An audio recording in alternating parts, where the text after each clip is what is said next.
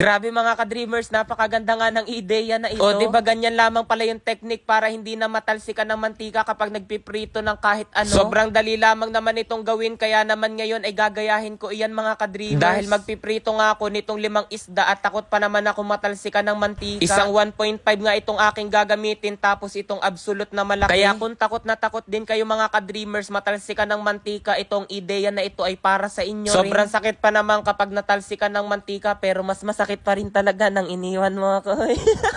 Nagawa ko na nga palang helmet itong absolute at sinubukan ko nang isuot sa aking ulo. Abay, medyo maraming proseso ang ideya na ito. Hampok na lamang ang isda, hindi pa napiprito. Ayan nga, at pagkatapos ko ay akin na agad isinalang sa malakas na apoy itong kawali. Bali, nilagyan ko na rin iyan mga ka-dreamers ng mantika. So yan mga ka-dreamers, ngayon nga pala ay magpiprito na ako ng isda. Grabe, isa rin talaga ako sa mga nagpiprito na takot nga na mapaltukan ng mantika.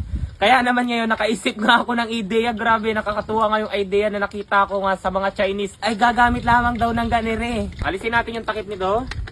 Then, ilulusot ko yung sandok. Diba? Then, ay ito yung kamay ko. Tapos mga ka-dreamers, ilalagay ko na itong aking helmet. So napakaganda nga ng helmet na ito sapagkat makapagluluto na ako ng isda. Tapos hindi ako matatalsikan ng mantika. Let's go! Diba effective? So yan, nag-yellow pa yung isda ko. Ilagay ko na mga ka-dreamers. Ay Lord! Lord! What the heck? Ano yung nangyari? Ano yung nangyari? Yun!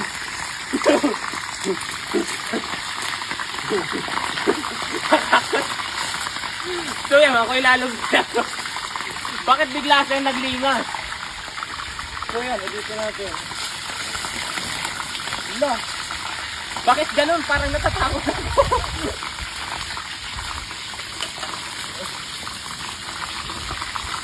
Ano nangyari? So yan, nalingas mga ka-dreamers. Lumilingas yung mantika ko dun sa ano. Grabe. Ilang suot natin ito para hindi ka mapalitikal. Okay? Ayan.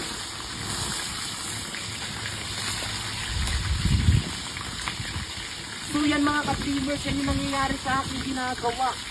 O diba? Effective na effective nga talaga siya kasi hindi na ako natatakot sa mantika. So yan, maglagay lang ako. Oh. Yan o, nakalat-kalat na.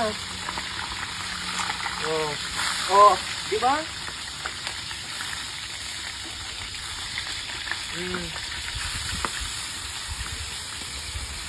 So yan mga ka-dreamers, grabe effective nga.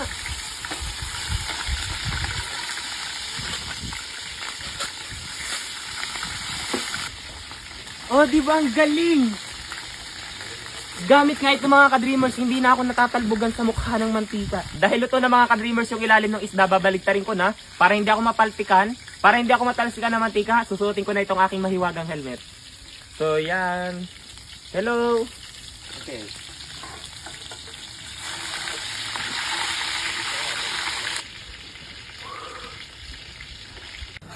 Oh, 49,500. I won 83,100. Ngayon mga ka-dreamers, tuturuan ko kayo kung paano kumita ng napakalaki rito kay PH Pasay. Nasa comment section lang ang link para mag-register at mag-deposit. Huwag nyo kalimutan mag-screenshot sapagkat mamimigay ako ngayon sa GCash. So yan, maglaro ako ngayon dito kay Super Ace. Play!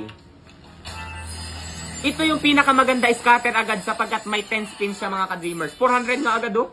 O yan yung scatter na sinasabi ko. Napakaganda niyan dito kay PH Pasay. Play! 800 agad. Oh, 1, 2. 1, 2. 1, 2. 1, 2. 4,000. 2, 4.